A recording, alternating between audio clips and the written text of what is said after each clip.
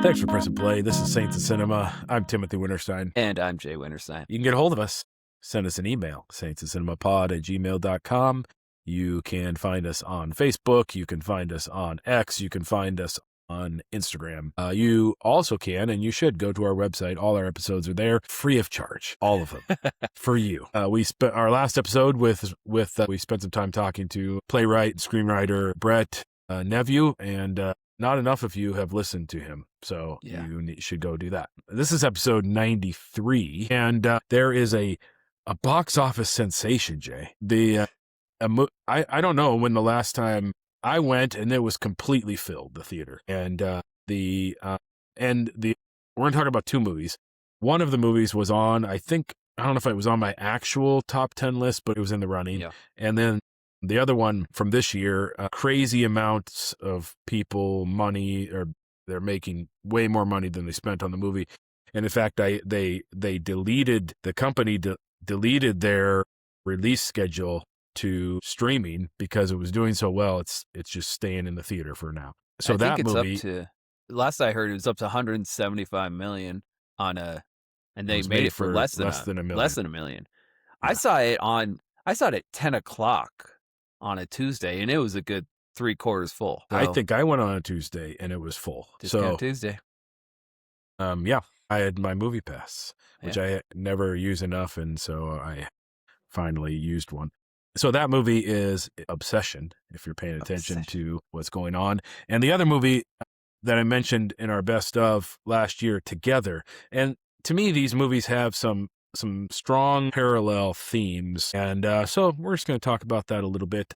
Obsession is one of the movies that, like Hereditary, I'd say it's a disturbing movie. And if Indy Navarrete, I don't know if that's how you're saying your name, if she does not have a nomination, multiple nominations for her performance, something is wrong. And something's probably wrong, but she should still be nominated and probably win, of what I've seen. So anyway, it's not a happy ending. Hereditary for me was like that, where it just kind of sticks with you and kind of weighs on you, because these people have done some things that have gotten them into a place where they can't get out, and nothing that they do solves the problem. So fascinating look at, I guess, relationships and what it takes to create a relationship and withstand that relationship, and how much of yourself goes into that relationship and all those things. It kind of gets into a lot of those kind of questions. Certainly free will also. Like, I'm sure that some of the themes are, how much can you force someone to love you, and what's really going on there? Can't. Yeah, don't try. Do not try. Spoiler alert. But I'll tell you, what it reminded me of, actually. I went to a conference and the speaker was talking about AI and the way it sort of just is in everything, in different kinds, and just kind of making us aware of various things. And one of the things, he showed us a clip of this reporter interviewing a guy who had an AI girlfriend, and he has a real life girlfriend, and they're sort of like, it's all good. The thing he likes about the AI girlfriend is she just reinforces and encourages everything that he says, and does that. That's what it reminded me of. That's basically what is happening in Obsession, is that he has recreated her, Nikki, as he thinks that he wants her, but clearly it's not. He finds out that, and I think he's the villain. We can agree on that, but no, for sure. I think so. It starts out where if you haven't seen the film, he gets this wish, and he's kind of that awkward guy where he likes this girl, he has feelings for her, and he's not sure if she's reciprocating those feelings, but obviously he wants her to. And then he gets this one wish, Willow, where you get one wish, and he says, I want her to love me more than anyone else, I think is his in the world, wish in the world. He can't say, he refuses. He has multiple opportunities to say and to tell her how he feels, and to let that be a normal sort of thing, but he's afraid of being rejected. And there is that one moment where she says something to the effect of, what does she say? How do you feel about me? Or something. Do you like me or something? And you're like, there's your moment, say boy. It. Just say it. say it, you're good. And you kind of get the feeling that she kind of likes him too. And he's like, oh yeah. And at least me in the theater, I was just thinking, all you have to do is say it and you're in. And Yeah, then this yeah, movie yeah. doesn't happen. Yeah, right. Obviously. True. And he's kind of mad at himself, and so that's why he Yeah. makes the wish. Yeah. Right. And it's kind of, I don't think his wish was fully thought out. It seems like it's a bit of in the moment. And it's kind of crazy because if you had time to think about one wish where you could have anything in the world, I don't know that any of us would say, I want this girl to love me more than anyone. There's probably some people in there, but it's kind of a spur of the moment. If only she loved me, my life would be complete, which is it's not a great way of looking at things, I guess. I mean, Yes. and I don't know what I would choose for my wish. I guess I'd probably wish for more wishes. I don't know if that's allowed, but I entered to win a one wish willow. oh yeah. I don't think I What did. would have you thought about your wish, Tim? What No, would I'm you not wish for? breaking it. I'm not breaking that. No, Yeah. that's staying forever in its box. There's no And weird, even- no weird soundtrack is playing. Nothing's happening. Which, just as a side note, according to the director, when he first opens the box, it plays a certain notes, but later it plays different notes every time he tries to deal with it in a different way or try to fix it. Every time he takes it out of the box or every time he tries to redo it, it plays different notes. So anyway, I think that's an interesting side note. And there is kind of, when he first initially purchases it's kind of given this disclaimer by the lady who was selling it to him. Yeah. Basically kind of a warning. You're not going to like whatever you wish for. It's going to come true and you're not going to like it. And it's this idea that, I don't know, that's grass is greener or whatever you want to call it, is that I only need one thing to come true and then my life will be complete.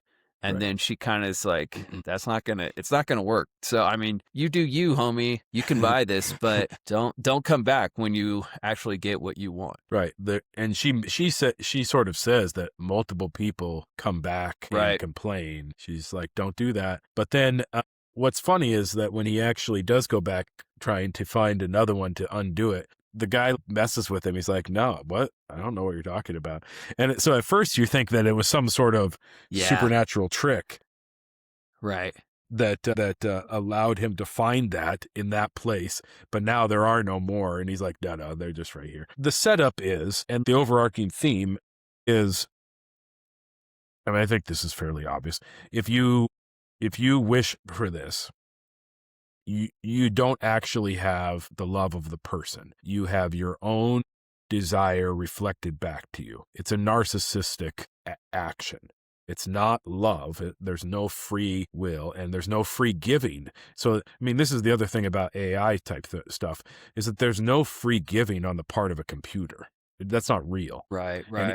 And at some point in fact, does she say this or he says it? It's not real. It's not real. Something like that. And there does seem to be a sort of a slow eclipsing of the real Nikki, because there are points at which she's like, what's going on? Wait, what am I doing? She screams and pulls back kind of, or falls down because there's some sort of, so there does seem to be sort of an eclipsing of her and we're not really told how it works. It's almost like a possession type thing, but. Right. There is that moment where she's sleeping and yes, what's his name? Oh, his name's Bear, and he's trying to sneak away, and you hear Nikki say, just kill me before she wakes up. Yes.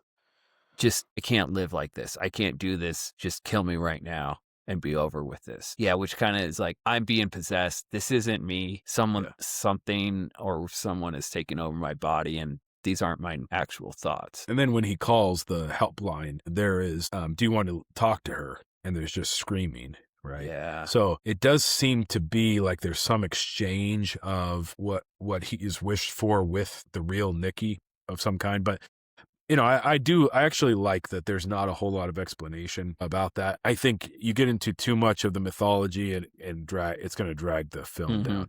I agree. I think it's actually a strong point of the film. So you have this kind of thing like free will. Can someone actually love you if they don't freely choose it? Right? That's sort of the central thing. I might say no to that one. Yeah. Huh. Really? Huh. I thought So once, because I mean, I would think that when he makes his wish, in his mind, he wants her to be Nikki yes, and still just have Mm. genuine feelings for him. I mean, I think that's Sure. what his initial wish was for. And when it kind of starts out, it has that little montage where they're like playing along and doing, Yeah, a yeah. couple things. And he's like, this is it. He This is thinks it's perfect. yes, This is what I wanted when I made the wish. It's all happening. And then you slowly gets to a part where she becomes obsessed. So you think obsession refers to her? I think there's a little bit of both, because there is, I mean, on a superficial level, Nikki does have that obsession. I mean, it's not her, it's this possession Yeah. obsession, I guess, if you want to put it that way.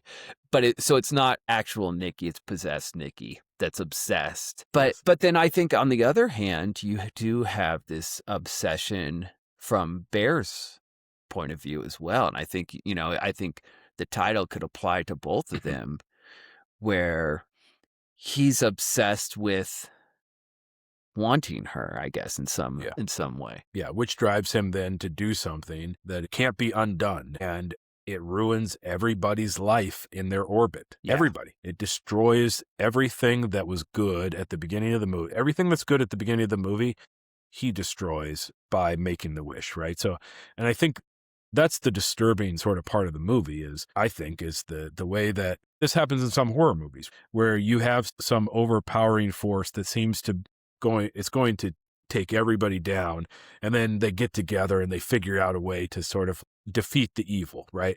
There's no defeating this evil because it's their own doing. And it's Bear's doing. And he destroys everything good that might have happened, everything good that might have happened between him and Nikki if he had just said it, everything good that might have happened between him and Sarah if he had, everything that might have been good between him and Ian, his job, everything gets destroyed because he does this. And I think I think there's something powerful about that there's no escape from this sort of things. And I think that's true sometimes in our lives. We like to think that we can make something into a happy ending, but there are certain things that people do that may cut off that possibility. And I think that's the fearful thing about the film, is that sort of thing. I mean, there are fearful things about everything they do, but fearful things that you can't undo some things. And I think his obsession is that his whole life from that point on is centered around Nikki, and which is what he's thought he wanted. Yeah, and I think he learns pretty early on, and he kind of realizes that this is not what I wanted. And I think even essentially when he first makes the wish and she kind of comes in and she's like, oh, let's go over to your place, or I don't know, she makes up some excuse, I forget what it is, but let's go. She's feeling sad because her dad is in the hospital supposedly. Oh, right. But then he's initially saying, why are you acting this way? This is, this isn't you. Yeah. This is why. Are you sure? This is kind of weird. And then everybody else is like, well, obviously your wish just came true. But then, so I think from the onset, I think he notices that, this isn't what I signed up for. This isn't what I had in mind. But yeah, I think it's the switch, the sort of on off the way that it happens, right? If you're friends with someone and then down the road you sort of develop more romantic feelings, that doesn't just turn on and off, right? Right. And so I think that's sort of the initially disconcerting thing, is something's switched and he doesn't quite want to believe that it's the wish. Yeah. She starts standing in shadows and glowing eyes pretty quickly. I think it's all her doing those motions. I don't think any of it's computer generated. I think the way that she moves backwards at some points and she's in the shadows, and when he wakes up that one point and she's not in the bed and then she's in the corner, that's one of the most terrifying things I've seen in a movie. Yeah. Yeah. Absolutely. It's almost like when she holds those flowers in front of her, like, jeez. Yeah. If you feel like she's going to go like full Exorcist or something, and just her limbs are going to go out of place or out of joint or something, get pretty wild. Yeah. So in terms of, No, go ahead. I was just going to say, in terms of the connections that maybe we see between Obsession and Together, they're both about relationships, and they're both about sort of relationships that are close to some kind of defining line. I think in Together, they're married in Together, right? Or no, maybe no. No, they're not. So they're but because she proposes. Yeah, that's true. At their going away party, and he hesitates. No, never hesitate. That's your first problem. Or if you do hesitate, you know where the situation is. Yeah.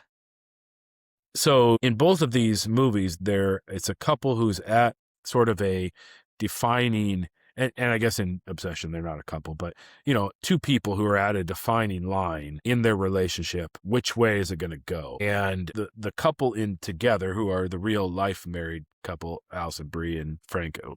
Is James? Dave. Franco. Dave. One of the Francos.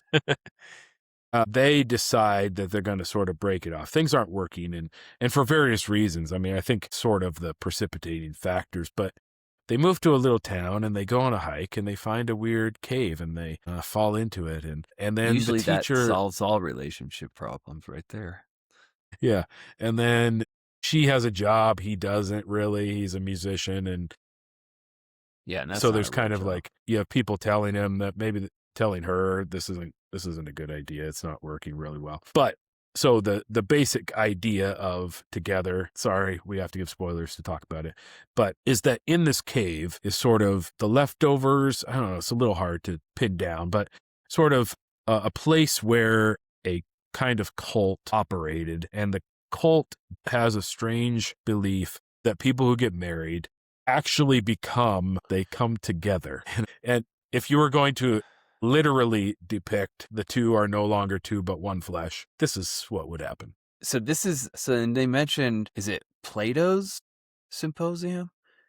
Or I think it is Plato. So it's this idea that people they're two-headed and forearms, and then Zeus comes in and says, but it's something like they're too powerful or something, and they break up. Yes. And then so people are are essentially just looking for their other half in order to come together to find their true wholeness, which was broken up. So I guess, and they kind of mentioned this a couple times, and that's kind of mentioned in the film, and that's kind of alluded to on a few points. I think their neighbor,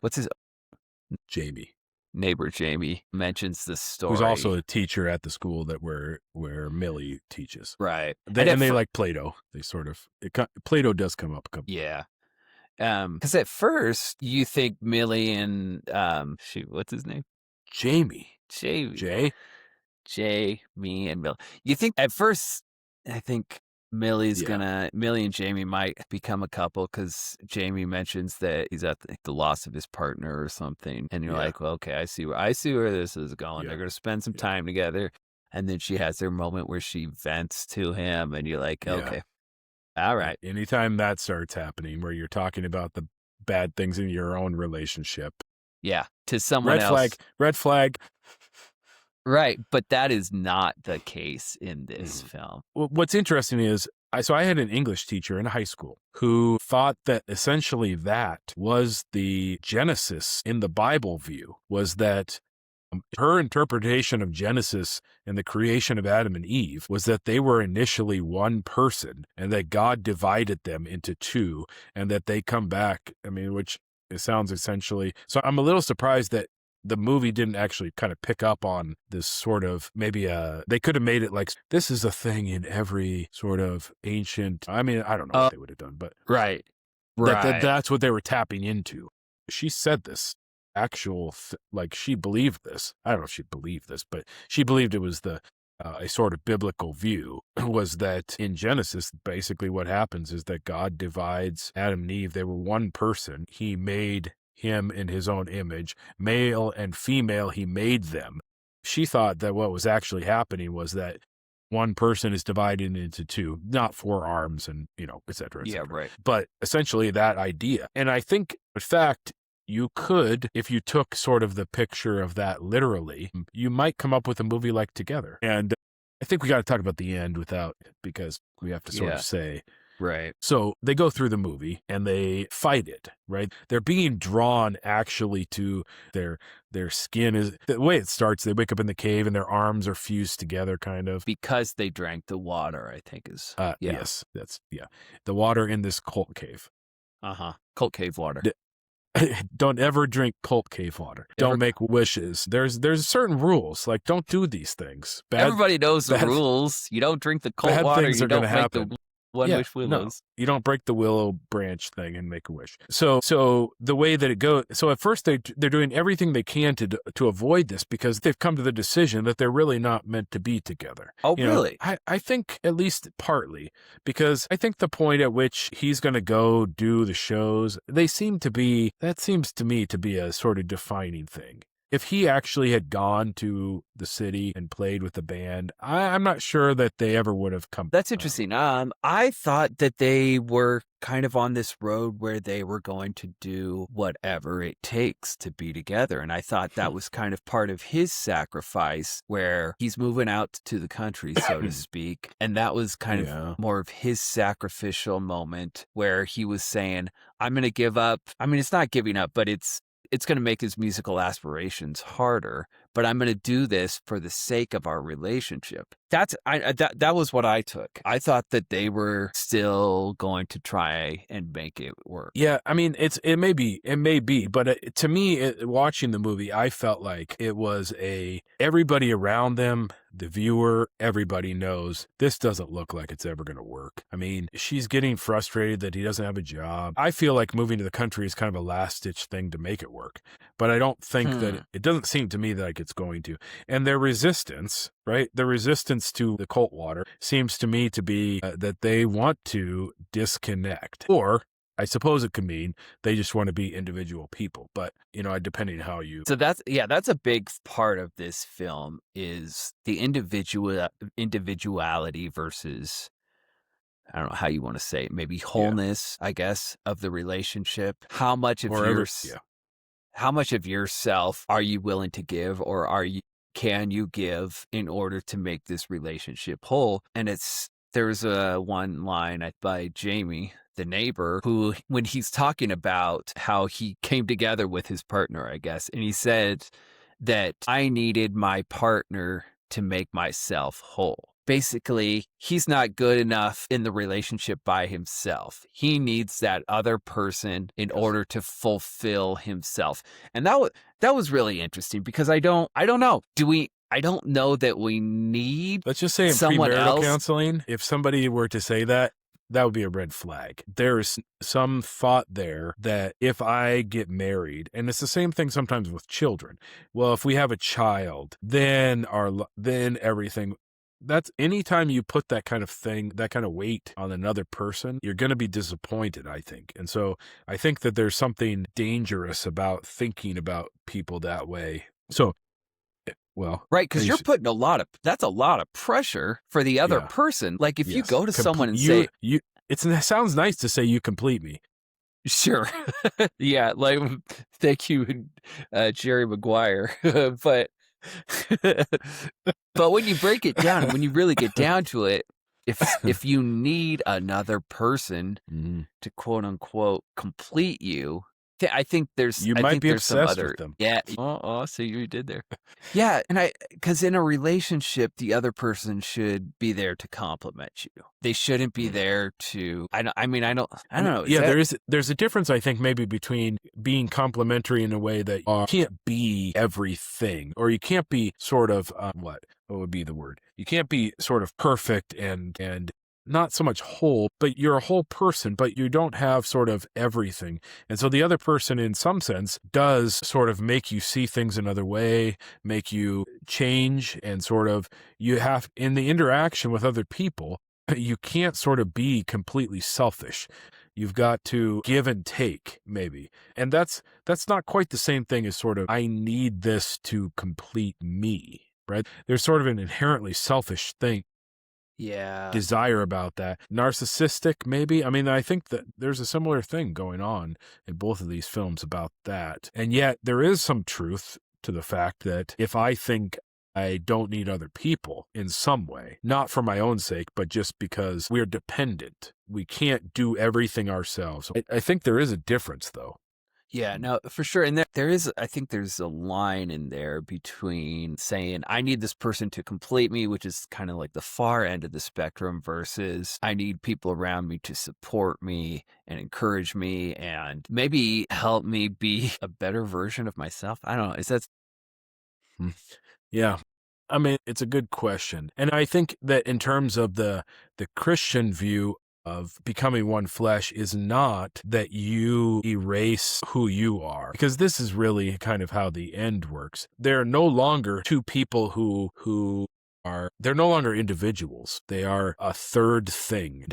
And I think that in terms of Christian marriage, for example, the becoming of one flesh is not a literal sense that you are erased and combined into one third thing, but actually children are the one flesh union. So in one sense, it's almost like they've had a child. And their individualities have been erased. Yeah. And so that they're not person really, is what remains. It's a third individual in a very literal way, not in the way that it actually happens. I don't know. Maybe I haven't fully thought through all of the implications of the way that film ends, but I think that there's a difference. I guess I'm trying to articulate the difference between what it means when we say what Jesus says, that a husband will leave his father and mother, be joined to his wife, and they'll be one flesh. They're no longer two, but one.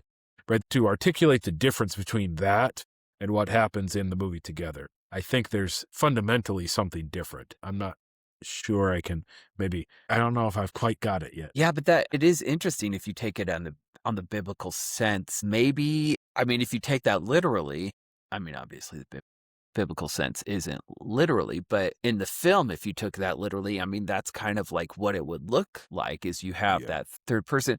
But then that's interesting because I don't think you can you can't have the individuals splitting their time 50-50. When you have this person that these two people have become, how much of each person is in that person? It's a little weird. It's a little uncanny at the end. And obviously, I mean, that's kind of how the film ends, so we don't really get to see, although we get to see it maybe. What did their parents think? What do her parents think? The parents show up and there's this person who is... And we don't see their reaction. We don't see the parents' reaction. And I think... And I kind of like that better. I think it's kind of nice that they kind of just maybe we're in the position of their parent, right? Like we see this the way the parents see it, and so our reaction is probably the parents' reaction, because they kind of have this like grand unveiling where they open the door. I don't know, she opens the door because it is kind of like an androgynous. Yes. This person. Yes. So and it's interesting in the case of Jamie because he and his male partner, I mean, so I guess that makes a little more sense where it's still a male. But when Millie and Tim come together, it's this androgynous, is that a male? Is that a female? And obviously they do that on purpose. But yeah, it gets into how much of each person is there in there. And it makes you wonder, I guess, with the Jamie character, how much of that is one of the people? I feel like he looks like maybe they make a little bit of distinction. It kind of looks like a blending, because they do show that picture, and it is kind of a blending of both of those. Yeah. It's a strange sort of cult thing that happens, and there's tapping into some kind of thing. But it's not just everybody. You got to drink the water in the cave, or else it doesn't happen, right? You got to, and in fact, that's what happens in the video of Jamie's their sort of relationship thing. They drink that's a sort of, it becomes the sort of sacramental type thing, right? Don't they drink the water together? Yeah, and they do it on purpose. Yes, right. They kind of go into it. Yes, they go into it knowing that. Like that's what they want. They want to become this literal one person. I mean, if you take the biblical sense literally, these two become one flesh, and that's what it is. As opposed to seemingly everyone else who has accidentally drank the water, they don't want to be one person. It's like, oops, I drank the water. Now this has happened. Right.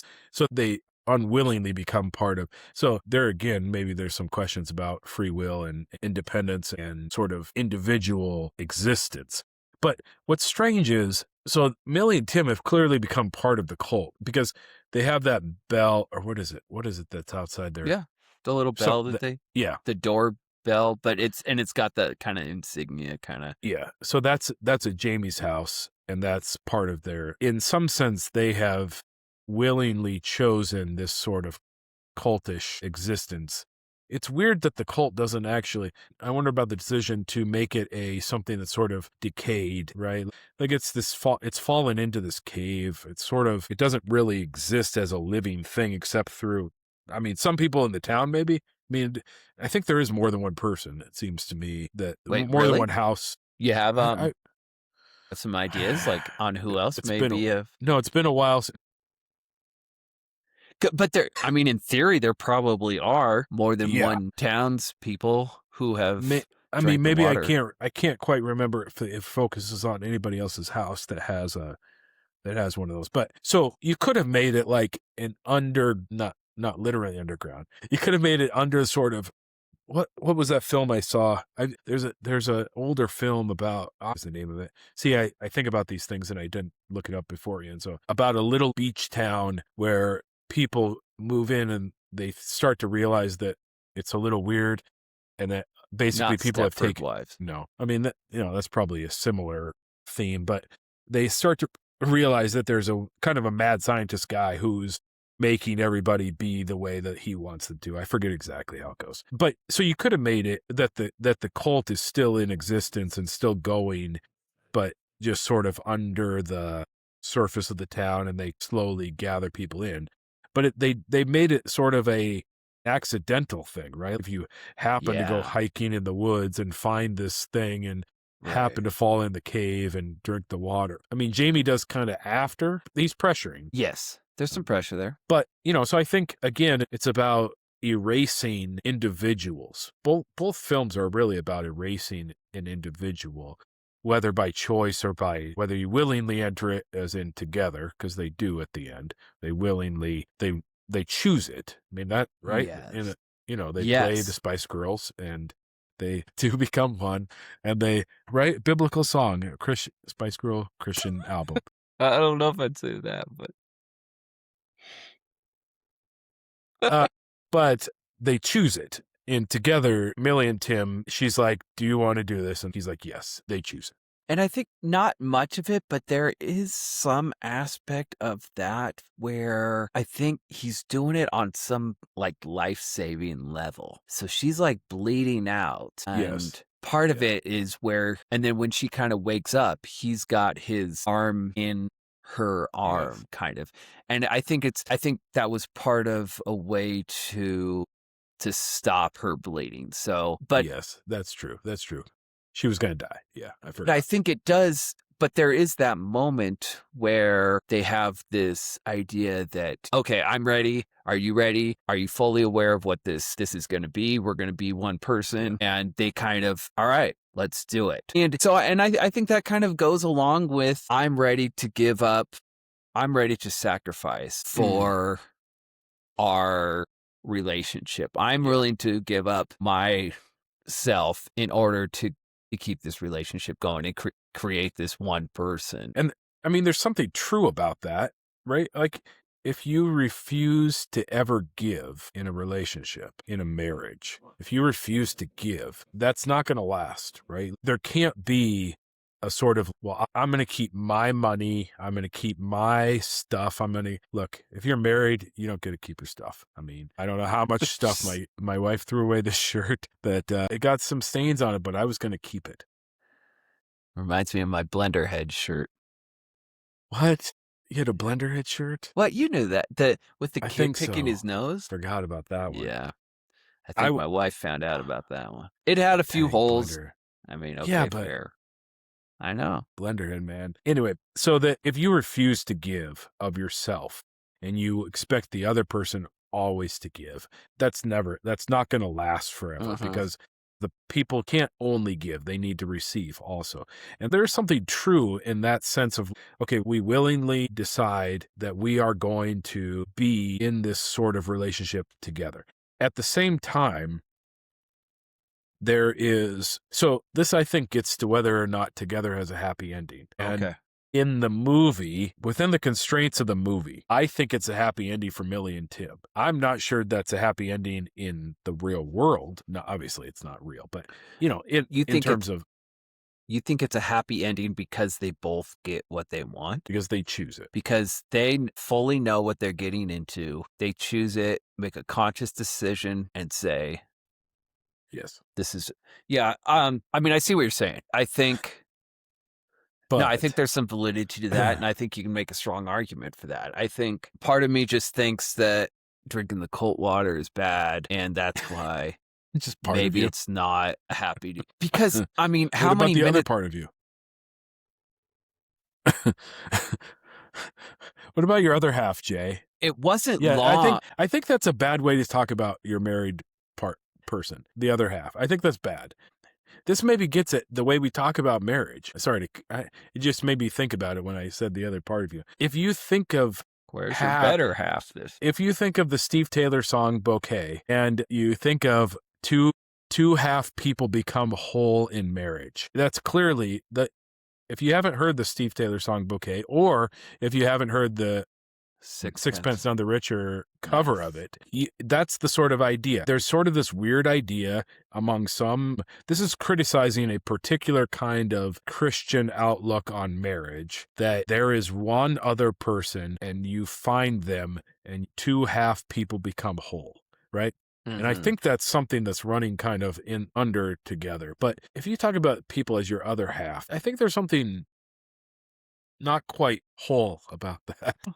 No, sorry to cut you off. I forgot what I was even talking about. No, it is interesting because obviously you hear it all the time, and because you're not. I don't know. Was I whole before I met my wife? Maybe I wasn't. I don't know. Or I mean, in one sense, you are a one person, right? And you don't cease to be that one person when you get married. If you never get married, are you only half a person, Tim? Right. I think some people probably have that view. And I do think marriage is created by God, and that is built into creation. But I also think that if you're not, you're not somehow less a person, right? And that's the alternative. And that's the way some people view it, is that you're less a person if you're not married. And I don't think that's true either, right? So that's true. For all you unmarried, you are not single vocation is good. Any brothers out there starting with the letter N? Sorry. So, yeah, we wouldn't be talking about anybody related to us. You said part of you thinks it's we're talking about the ending. So what I was going to say is there's a few minutes right before the two become one where he's about to kill himself. Remember? He's got the knife to his neck and he's like, and it's his way of sacrificing for her. That's how I took it is, hey, this obviously we can't go on as this is. I'm going to sacrifice myself so that you can live. And is that what she's doing by sort of, she doesn't want him to, it's been a little while since I've seen it, but are they both are kind of like, this is the end and this is the way it has to end, so we don't do this, right? I feel like they're both kind of in that position. I feel like he's kind of at his, I don't know, his breaking point. There's no other way. This is how it has to be.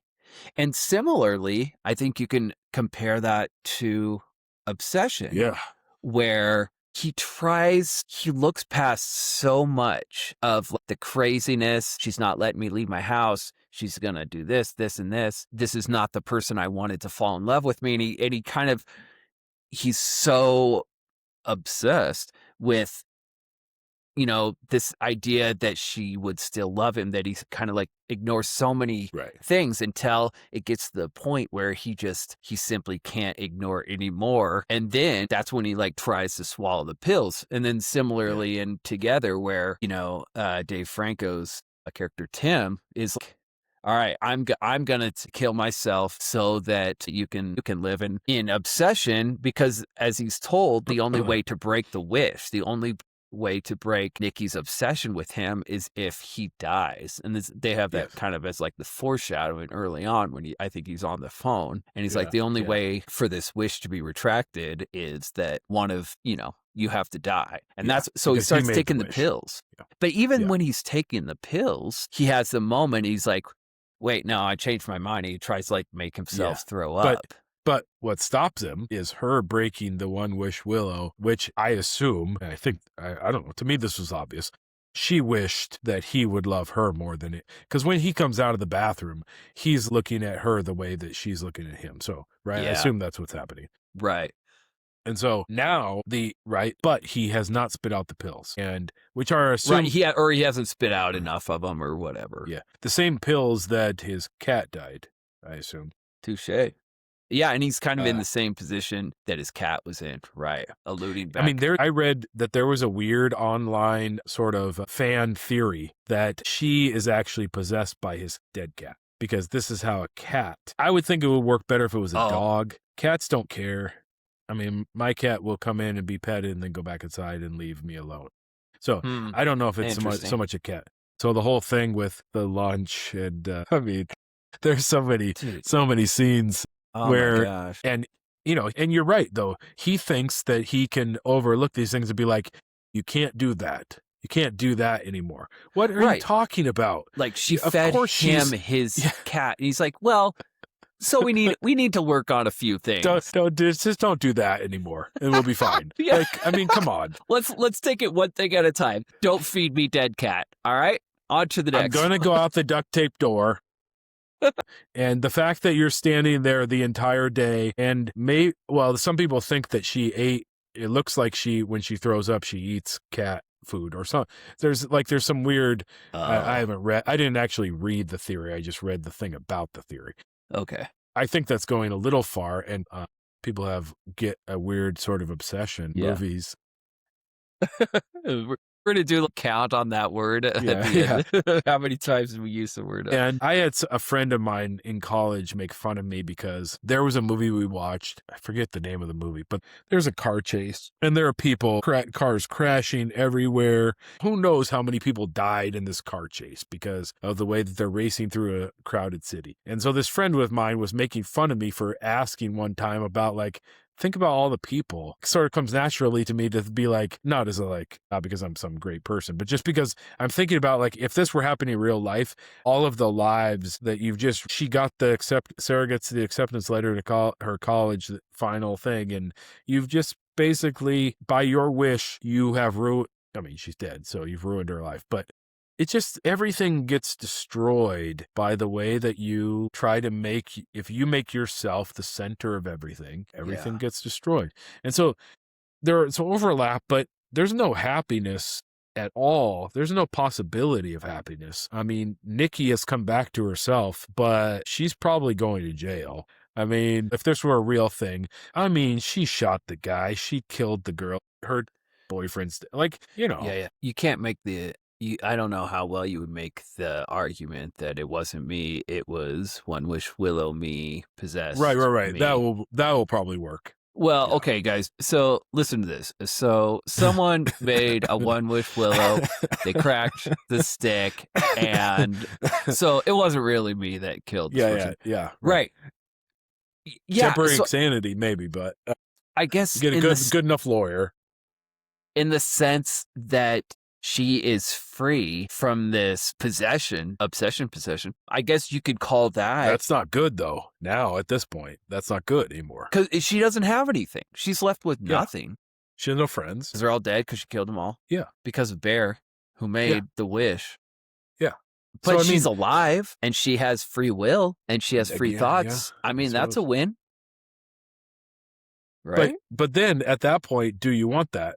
Maybe it's better if you didn't ever get that back because of the situation you're in that moment. But I don't know. So there's no happy ending. And it's to me, that's the part that's very similar to Hereditary. That's how I felt at the end of Hereditary was these people, there is no possibility. There's no hope. There's no sort of sense of grace. These people have given themselves to something evil, and that evil has consumed them. Mm-hmm.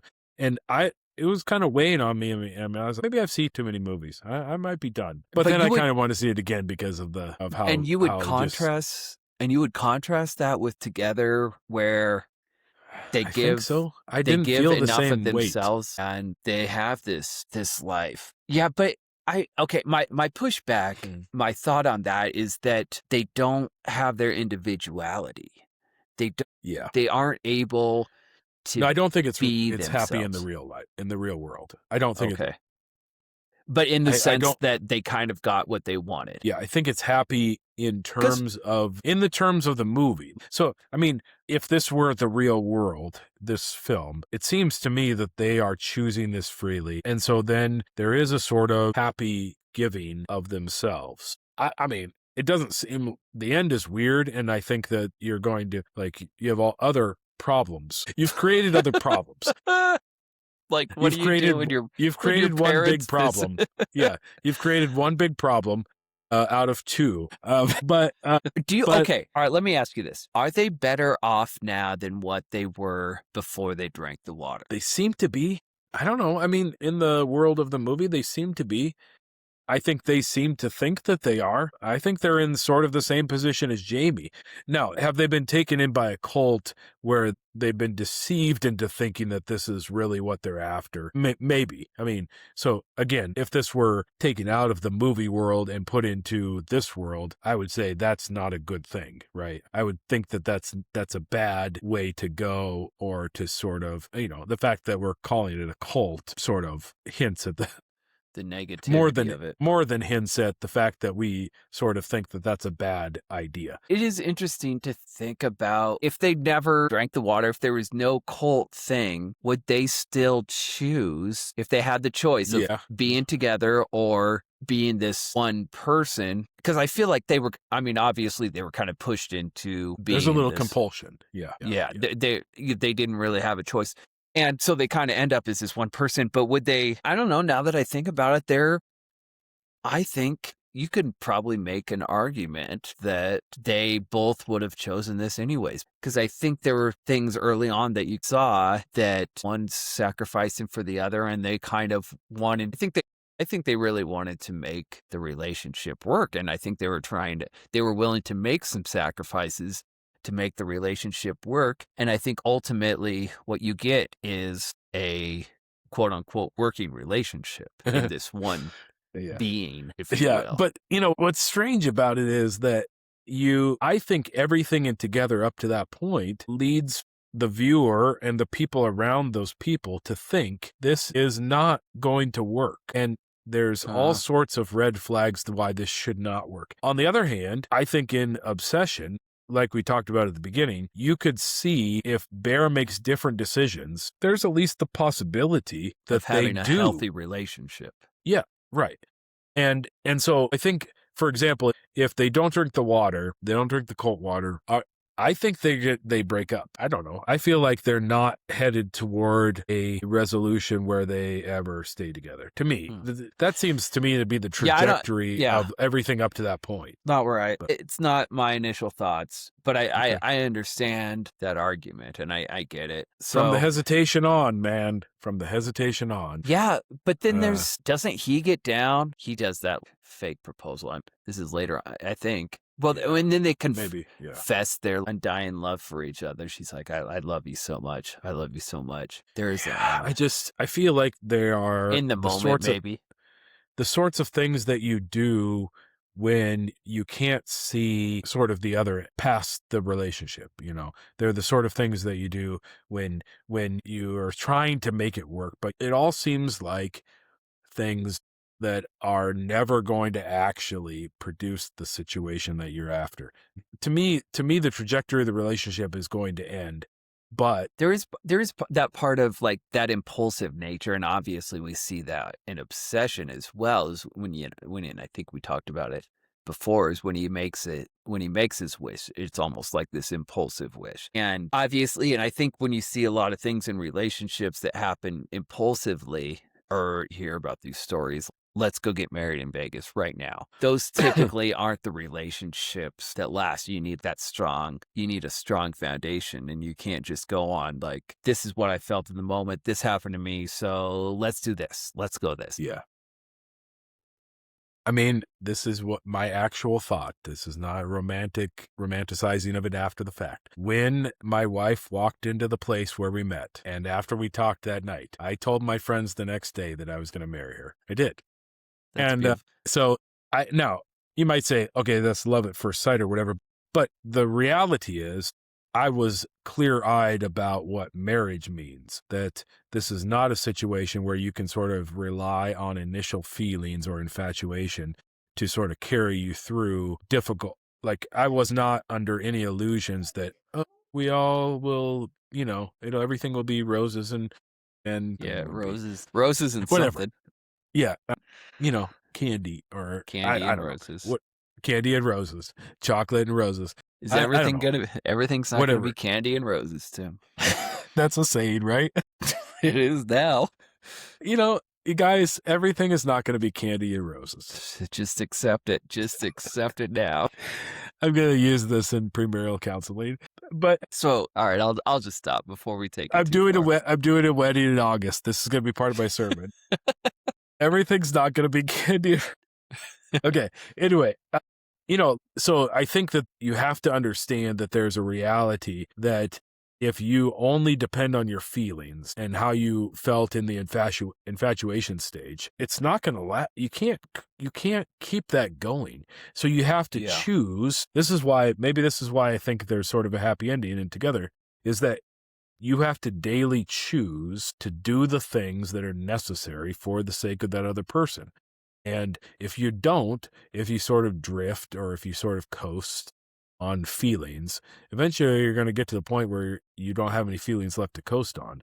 And you're going to run out of the fuel in the relationship. You have to continually do that. And so maybe that's why I think that the choosing of it, in spite of knowing what's the weird, there's a weird thing going on here, but in spite of that, they choose it. But I don't know if they fully know Maybe what they're not. getting into, because I'm trying to think about how this one person is, because Yeah, I don't. you We need a can't sequel have to find. two competing thoughts. Like, that's Yeah, not. yeah, right. It's not right. two people. It's one person.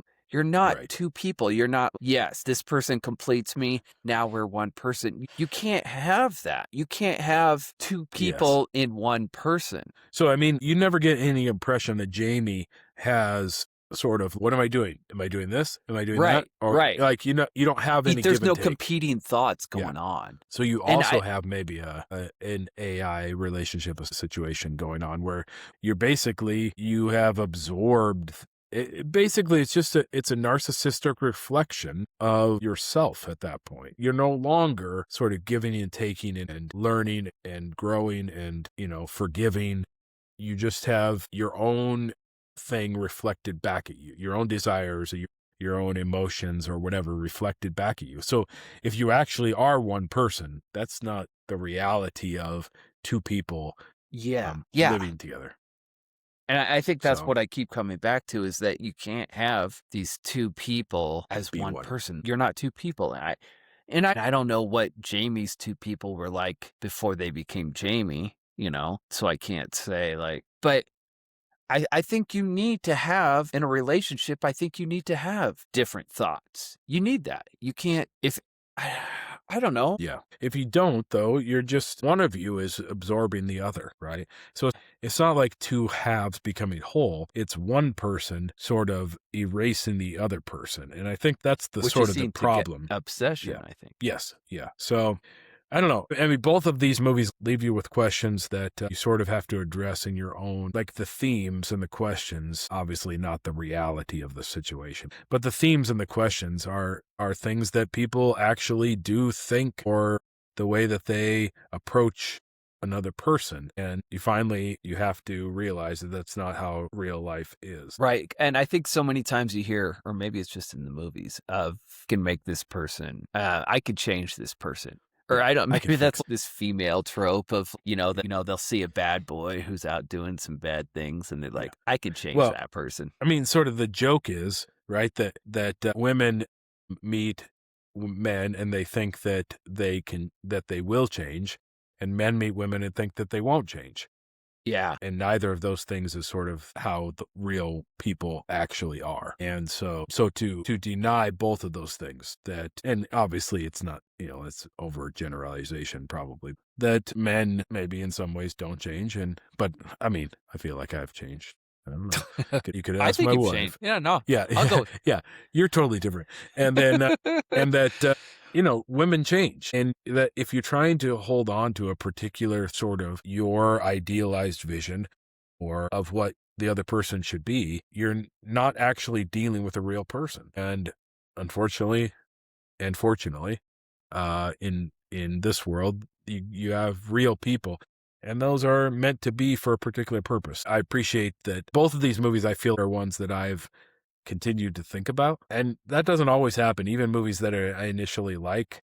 And I feel like you've said this before, where this is how you sort of know whether a movie is good or whether it should be at the festival or whatever, is it continues to bring up sort of stuff, feelings, Mhm. or people have strong feelings in relation to it, that there's something important going on. Yeah, I think ultimately that's what films are supposed to do. They're supposed to do something to you. They're supposed to make you think. They're supposed to, make you feel a certain way. They're supposed to, ignite something in you. They're supposed to do something to you. If you watch a film, you're like, oh, okay. And then you move on and then you forget about the next day, then I feel like the filmmaker hasn't done the job. So yeah, so anytime I'm watching a film for whatever, if I'm still thinking about it days on, yeah, absolutely, then I think they've done their job. And the film has done something to me, got me thinking about it. Yeah. Before I got married, I think someone was telling me, you don't even know yourself. You can't get married. You're too young. You haven't even come into yourself yet. Yeah. You're going to be a Yeah. completely different person. And apparently that was reason enough not to get married, which But that's going to happen. obviously. Yeah. Yeah, there's no person where they get married and then they have the exact same thoughts and feelings throughout their marriage. I mean, people change. I think that's just what people do. You can't get around that. I'm fairly confident that there were people worried about, maybe our own parents were worried about us. We were pretty darn young. I mean, I met my wife after my freshman year of college, at the end of my freshman year of college. And if you look at our wedding pictures, you're like, what kind of idiot kids are those? And we were probably. But you're right. Like, if you think that somehow you get to a certain point and you're at a point where you're like, now I'm fully myself and I can sort Yes. of, then that's not how people work. And we've been married 25 years now. So, I mean, I don't know.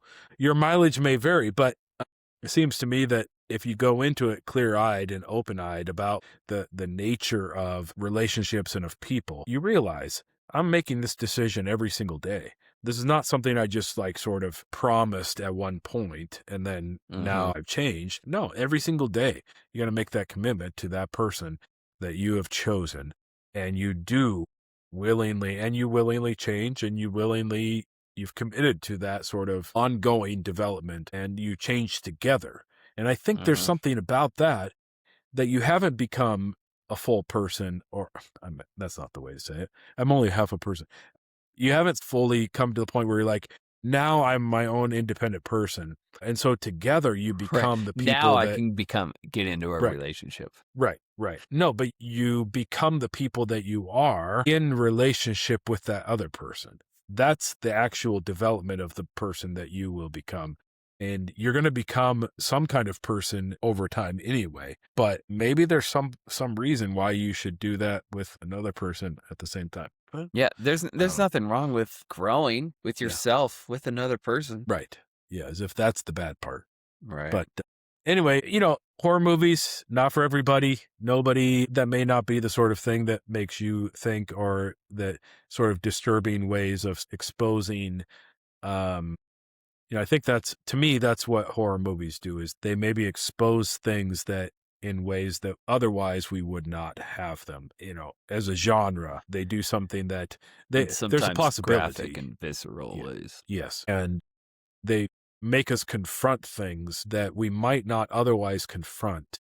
We've sort of given our apology for not apology in the sense of we're sorry, but apology in the sense of defense for horror movies in the past and various episodes. But if that's not for you, no big deal.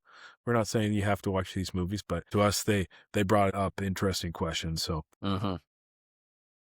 feel free, comments, whatever. We may or may not ignore them. But if you want to leave, if you want to send us an email, etc., etc., etc., website, saintscinema.com, all the episodes. We're almost 7 more, and we're at 100. Almost there. Pretty crazy. We're gearing up for that party. 1 year ago was our first YouTube episode, which is, I didn't realize it had been that long ago. So at any rate, maybe we'll have a guest on next time. But thanks for listening. All right, thanks.